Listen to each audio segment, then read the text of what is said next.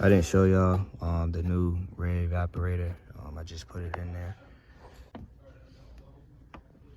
Yeah, so I'm about to button everything back up, get everything back in place, get this car back into what it was before.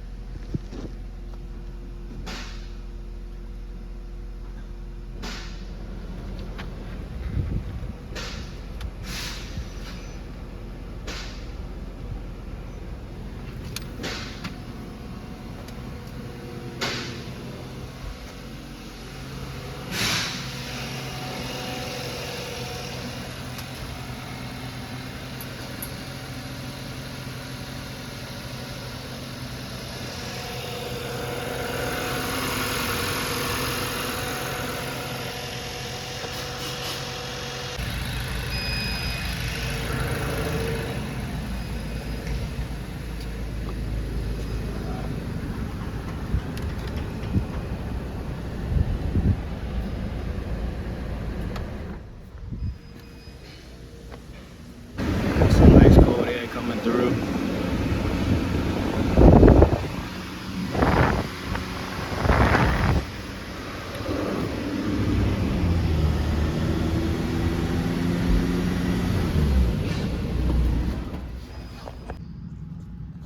This car officially back together.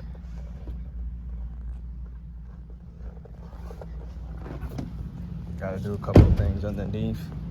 But other than that, shit back together. Real smooth.